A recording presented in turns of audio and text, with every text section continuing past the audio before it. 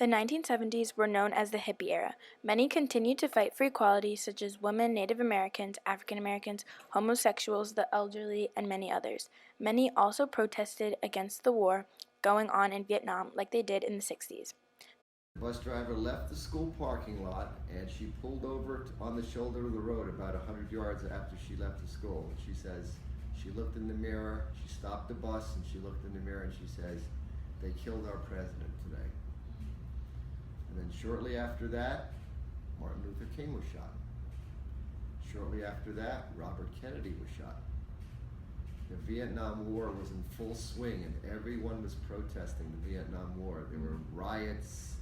It was bad. They were spitting on our troops when they came back, when they landed on the airports and they would walk through the airports. People would spit on them because they hated them because they went over there to fight. There were protests. They burned the flag. And then there were tremendous race riots in the late 60s, early 70s. Los Angeles was burning, Cleveland was burning, Detroit was burning, Newark was burning. They were burning cities down all over the place.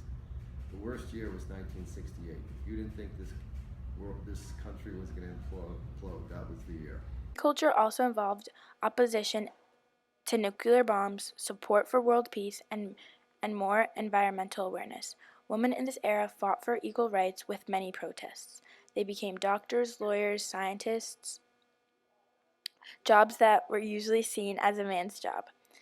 This changed the view of an average American family. Overall, this time was filled with people questioning traditional authority, along with many broke traditional rules by experimenting with their fashion. This era leaves a legacy with popular music and shows that still heavily influence us today. During the 70s, a lot of different kind of technology had came out. The first email was sent on the ARPANET, which was the first internet network. That had changed a lot because now we can get notes out faster than in the mail, which would take a couple of days. Also, the first digital camera had come out. People now were able to take pictures wherever and whenever they wanted to. One of the biggest technology advancements in the 70s was the Walkman. The Walkman is a portable cassette player that changed the listening habits. People were now able to listen to music on the go. Records. There were 8-track tapes. These big 8-track tapes that you could play in your car. Cars were coming out with 8-track players where you could stick the tape in, just like a little cassette tape they have now, but they were 8-track. They were big ones. Inventions, it helps out the society. People were now able to do a lot more things than they were before. Now, okay, yeah. Music in the 70s was the decade of rock and roll and soul.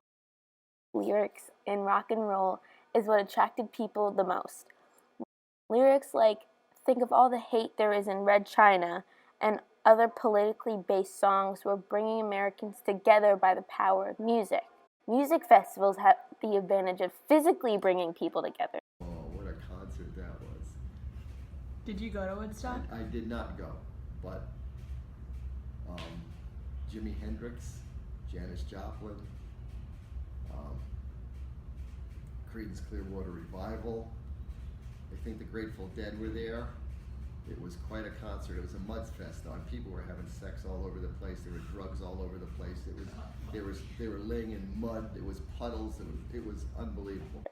The famous music festival called Woodstock had the most iconic artists at the time, including Janis Joplin, Sweetwater, Quill, Johnny Winter, and many others.